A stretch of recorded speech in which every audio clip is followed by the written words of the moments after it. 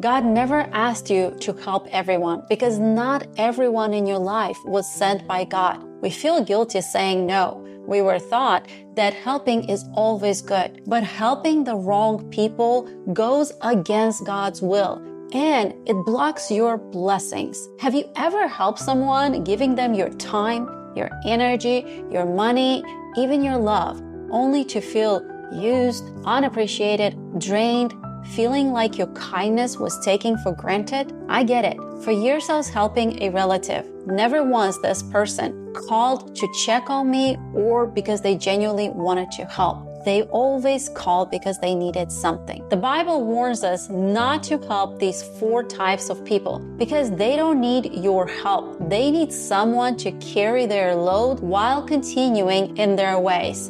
And number 4 is literally draining your bank account. Number 1, the dragger. These are the Debbie Doubters, the naysayers, those who don't want you to be wealth, to achieve success because of their small vision reflecting their insecurities. T.D. Jakes put it best. Giraffes and turtles can live in the same world but have different worldviews. The giraffe can be in the same geographical location as the turtle, but the giraffe eats from the top while the turtle moves through the grass. And ultimately, what happens in the lives of all people is that they eat at the level of their vision. When you are a giraffe, you get criticized by a turtle. The turtles are reporting at the level of their view. And when you understand this, you will not be moved by what they say. Their vision will incarcerate you and drag you back to your lowest self instead of evolving into your highest self. A giraffe has a 25-pound heart that pumps blood through a 9-foot-long neck to keep that head at the top. If the giraffe lowers its head to the level of the turtle, it will lose its conscience and pass out. When you are built tall, you will endanger your position by lowering your perspective. You cannot explain to a turtle a giraffe's decision. We've all got turtles in our lives. Those who keep calling us too much, but in reality, they just refuse to grow. The Bible says, bad company ruins good morals. You will lose money, happiness, health, and your God-given purpose if you don't walk away from these people.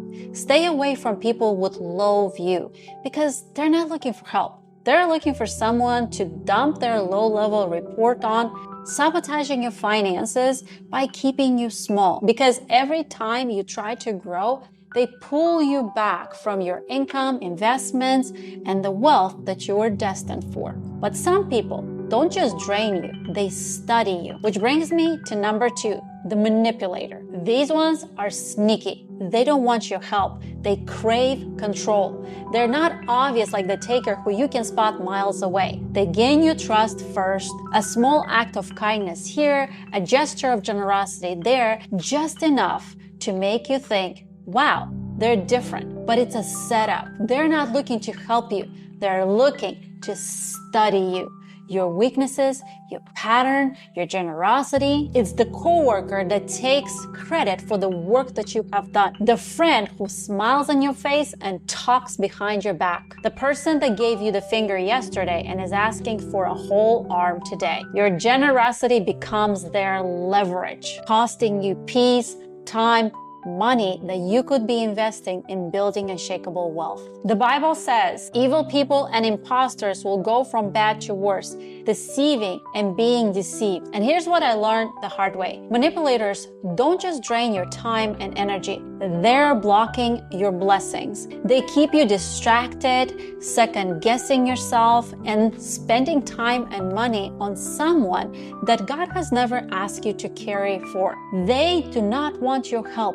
They want your access. And unconditional love does not mean unconditional access. Have you ever felt this way, like you're the only one giving? Boundaries are biblical. You are not called for protecting your heart. You are obedient. Have you ever realized someone in your life didn't need your help, they were just using you? Helping them costs you your peace, your health, your generosity, and the wealth that you are building for generations to come. When I realized this, I cut all the ties. I blocked all the social media accounts, basically disappeared from their life. When you start saying no to manipulators, you start saying yes to God's obedience. You start getting peace and clarity on your God-given purpose. Number 3, the all-knowing. It's always amazing how many people believe that they should help everyone because the Bible tells them when they should be only helping those that are genuinely in need and those that are helping themselves too. The all-knowing is the fool that it's not in genuine need or willing to help themselves.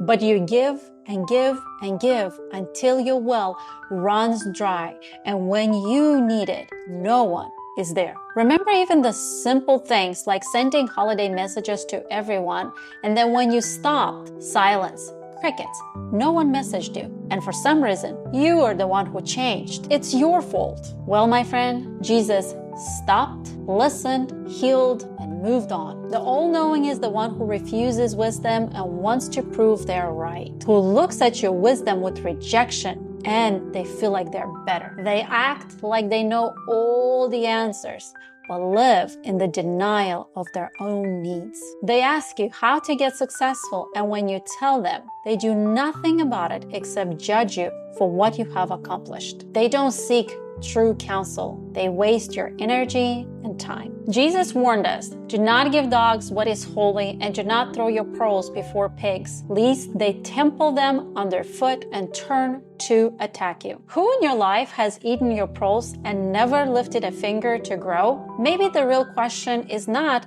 who do I need to help, but who am I helping that God has never asked me to? Your pearls are not for the pigs, and your energy is not for the fools. Remember, not everyone who asks is hungry. They just want your plate. Number 4, the dead seer. Some people are like the Dead Sea. Always take, never give.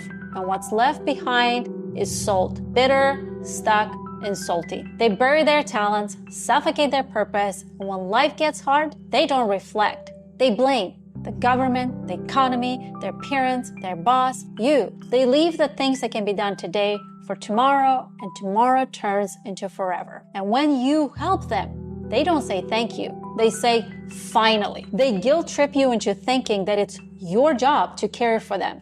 And they actually cost you money and resources. Every handout, every unpaid favor, every sacrifice drains your actual money and keeps you away from the prosperous life that God has intended for you. And you probably know a dead seer. Jake, for example, worked himself to the emergency room. Stress, headaches, and blood pressure through the roof.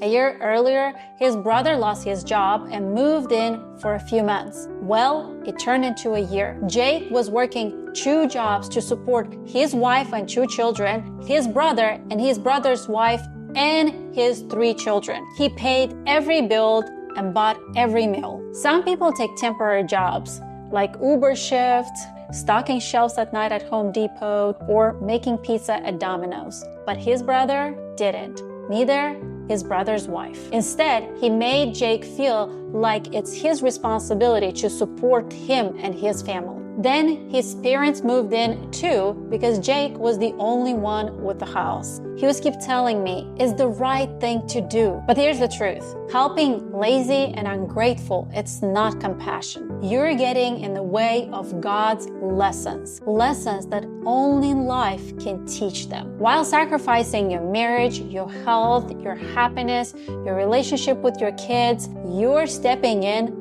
where only God belongs. Because when you carry what they refuse to lift, you don't help them grow. You help them stay the same. If they don't move, your help becomes their prison and yours. The Bible says, if anyone is not willing to work, let them not eat. Be honest. Are you helping them heal, or are you helping them stay stuck? Jake almost lost his health, marriage, and peace, and that's one he realized. God never called him to save people that wouldn't save themselves because you're not their provider. God is. So set them free to find Him. You're not cold for saying no. You are moving out of the way for letting God be God.